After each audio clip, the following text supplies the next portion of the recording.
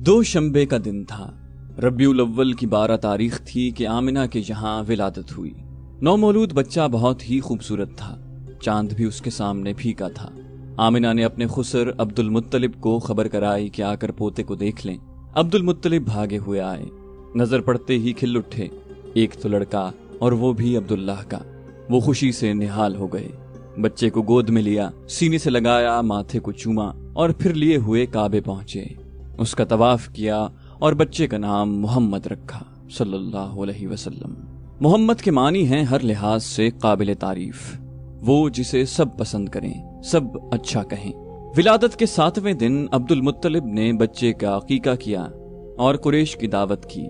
लोग खाने से फारिग हुए तो किसी ने पूछा, अब्दुल मुत्तलिब, क्या वजह है आपने पोते का नाम मोहम्मद रखा? खानदान के और नामों जैसा नाम नहीं रखा।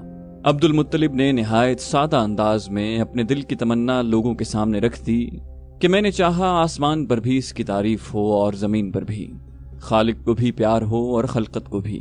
कुरैश में ऊंचे घरानों की औरतें अपने बच्चों को दूध खुद नहीं पिलाती थीं।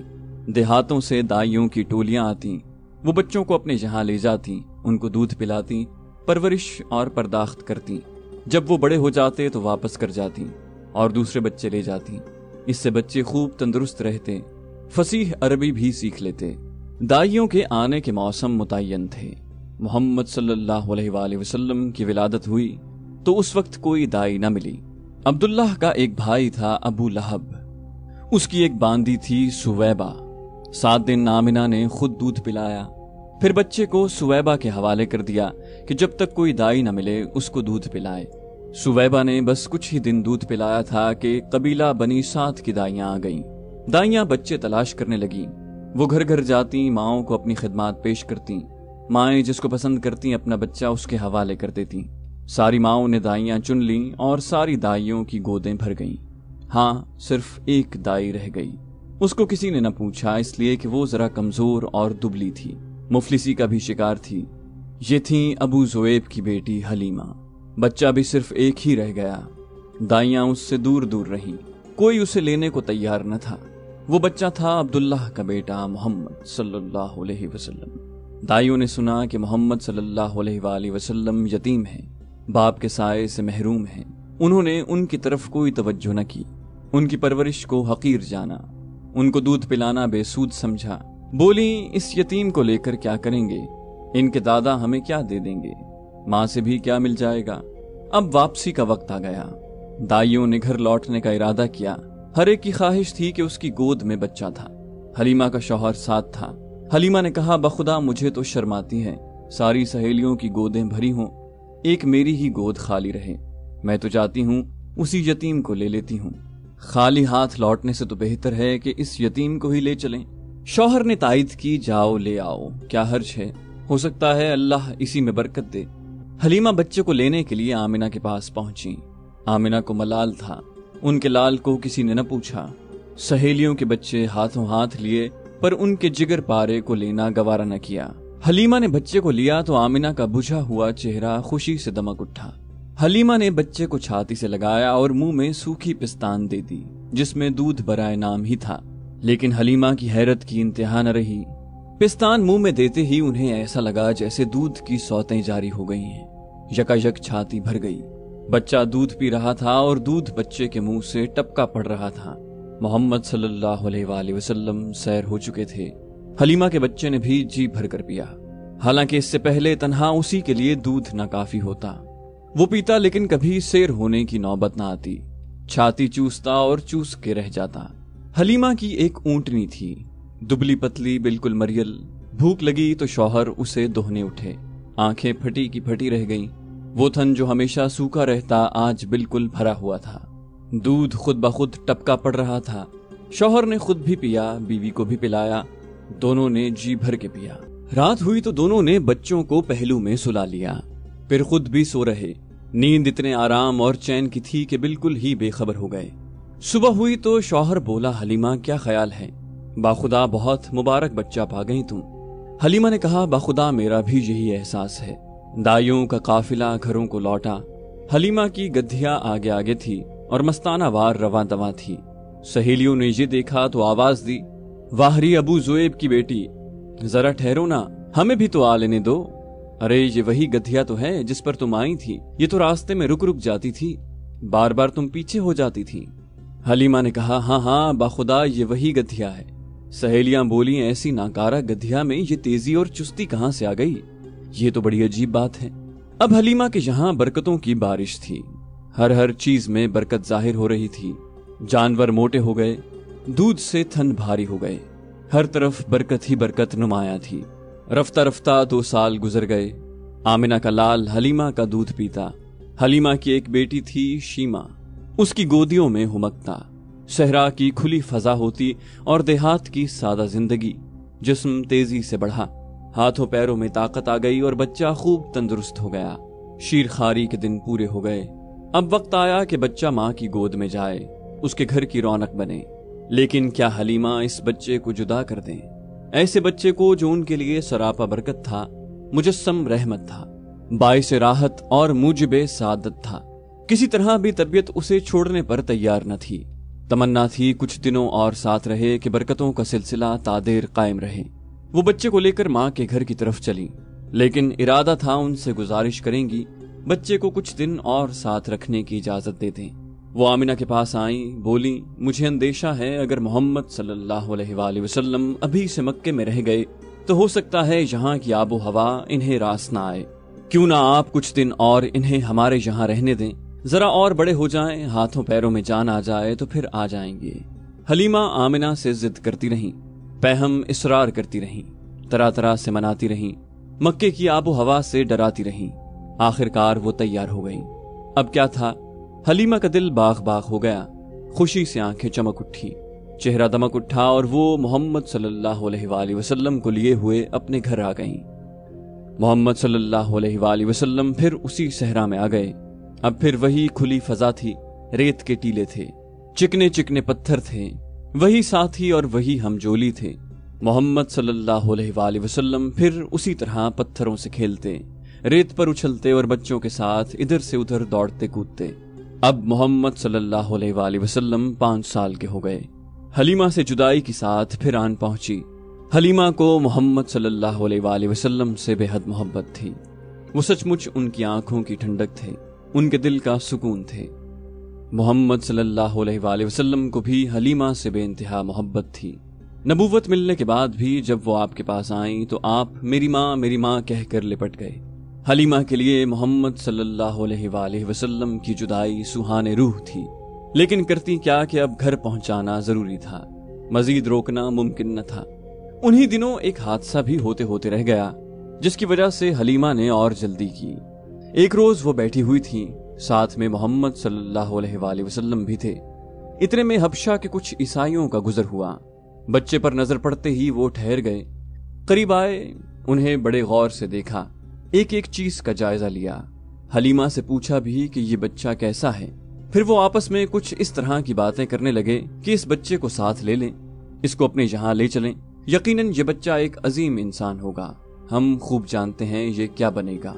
हलीमा उनका मतलब समझ गईं, उनके तेवर भांप गईं, उनकी बातों से घबरा उठी, डरी कहीं सचमुच उसे छीन न लें, मौका पाकर उचक न लें या कोई आजार न पहुंचा दें।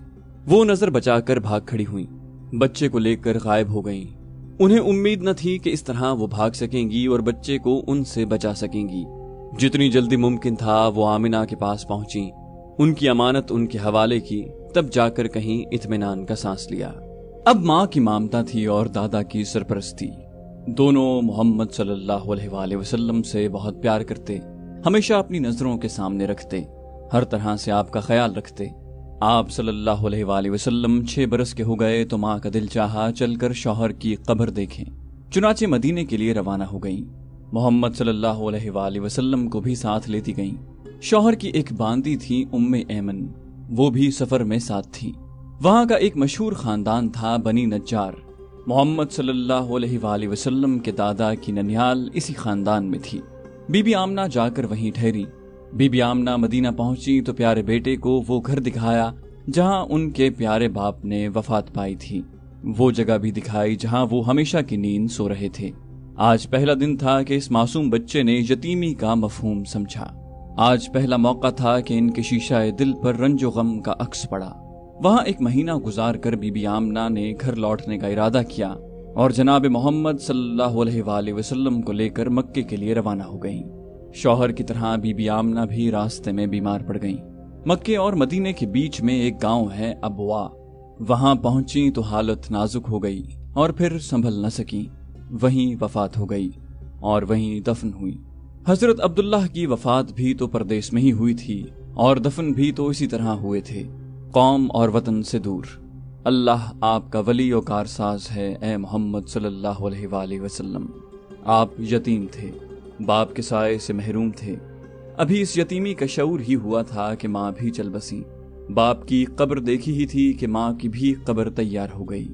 اب آپ صلی اللہ علیہ وآلہ وسلم تنہا رہ گئے، ماں ساتھ تھی، تب بھی آپ کو یتیمی کا ملال تھا۔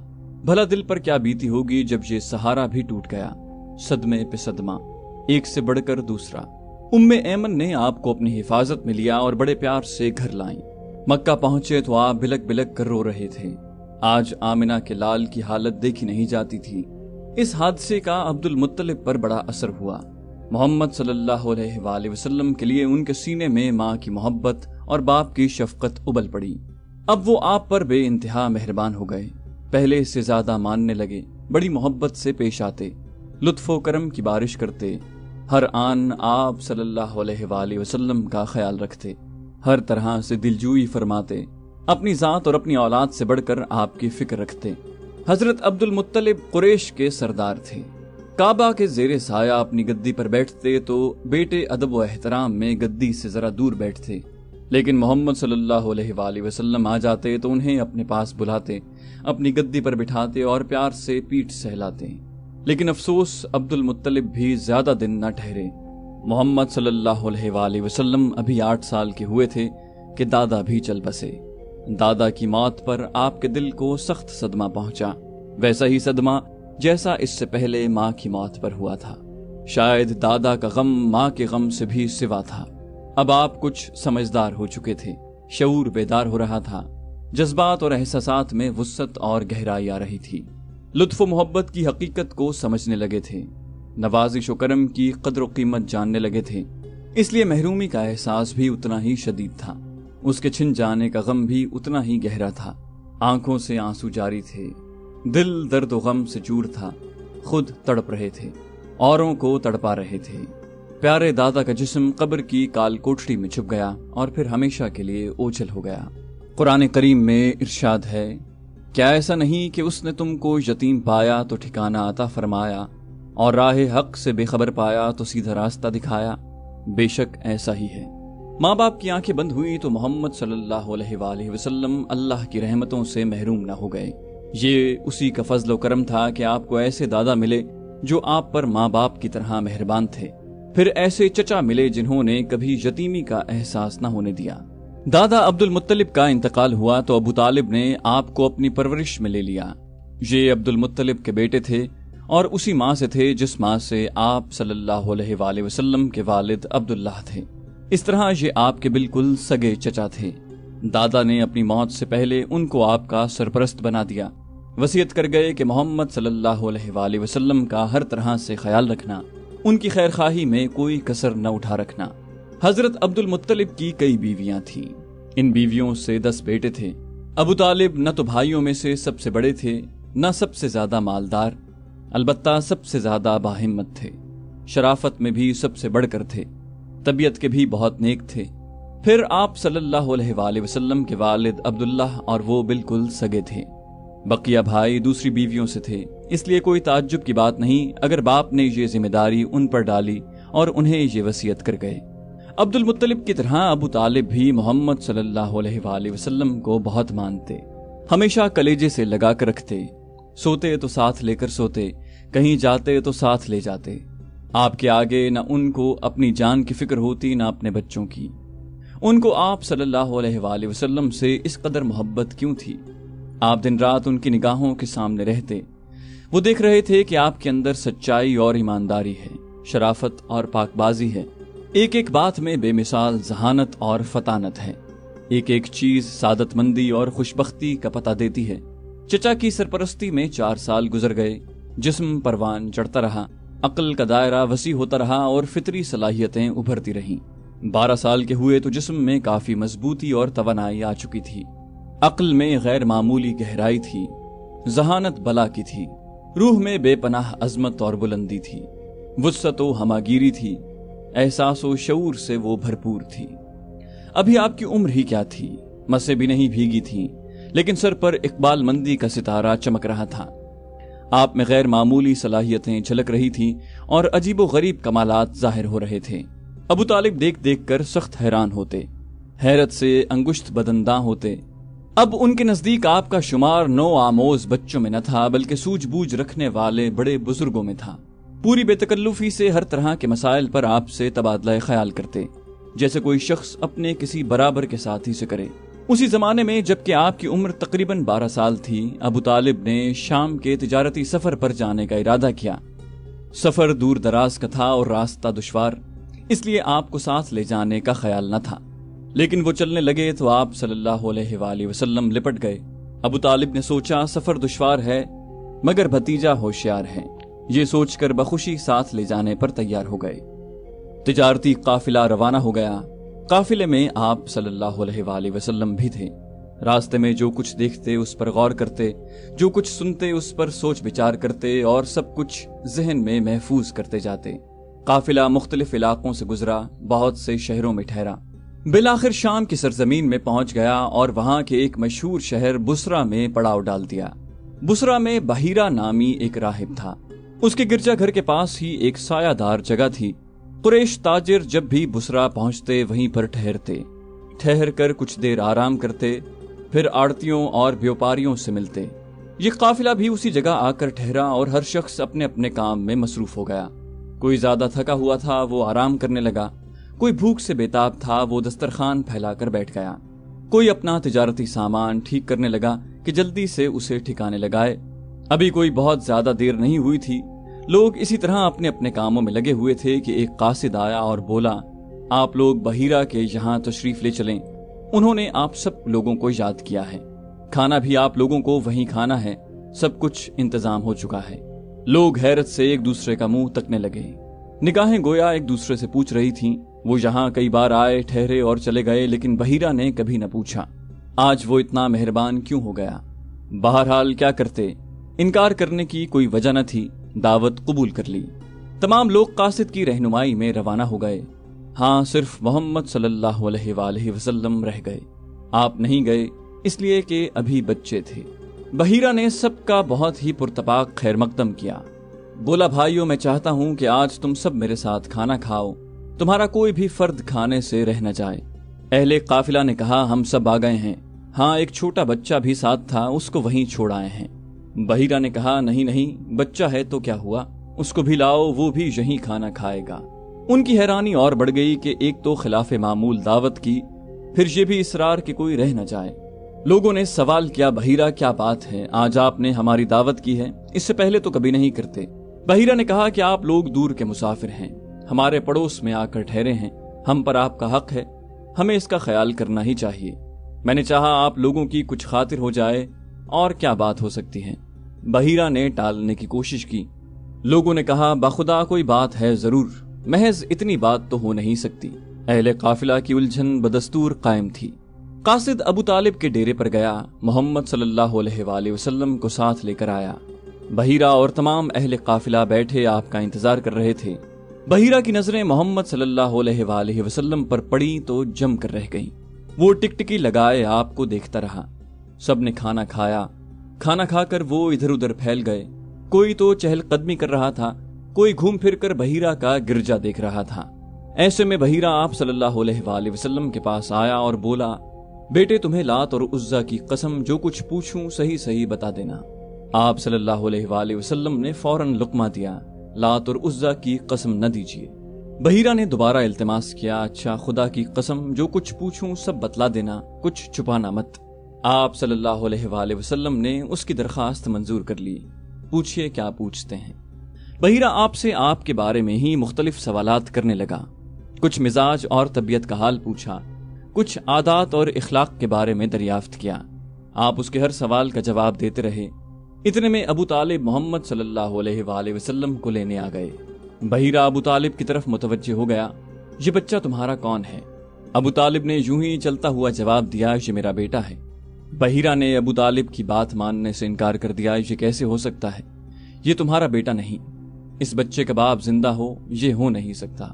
آپ صلی اللہ علیہ وآلہ وسلم کے بارے میں بحیرہ کی یہ معلومات دیکھیں تو ابو طالب دنگ رہ گئے۔ ابو طالب نے اپنی بات کی تصحیح کی، ہاں یہ میرا بھتیجا ہے۔ بحیرہ نے پھر سوال کیا، اور اس کا باپ؟ ابو طالب نے مزید وضاحت کی، ابھی یہ ماں کے پیٹ میں ہی تھے کہ باپ کا انتقال ہو گیا۔ بحیرہ نے کہا، تم نے سچ کہا، اب اپنے بھتیجے کو واپس گھر لے جاؤ اور دیکھو اسے یہودیوں سے بچا کے رکھنا۔ خدا کی قسم اگر انہوں نے دیکھ لیا، اور جس حد تک میں نے اسے پہچان لیا ہے انہوں نے پہچان لیا، تو اس کی جان کے پیچھے پڑ جائیں گے۔ تمہارا یہ بھتیجا کتنا عظیم انسان ہوگا اس کا تم تصور نہیں کر سکتے، جیسا ہیرا کوئی پیدا نہیں ہوا۔ بحیرہ ایک ہی سانس میں سب باتیں کہہ گیا، بالکل ایسا لگ رہا تھا جیسے وہ بائبل کا کوئی صفحہ سنا رہا ہو، یا آپ صلی اللہ علیہ وآلہ وسلم کی پیشانی پر لکھا ہوا کوئی نوشتہ تقدیر پڑھ رہا ہو۔ پھر وہ واپس ہو گیا، چہرہ خوشی اور اطمینان سے چمک رہا تھا، اور وہ زیر لب یہ کہتا جا رہا تھا، میرا اندازہ بالکل صحیح نکلا۔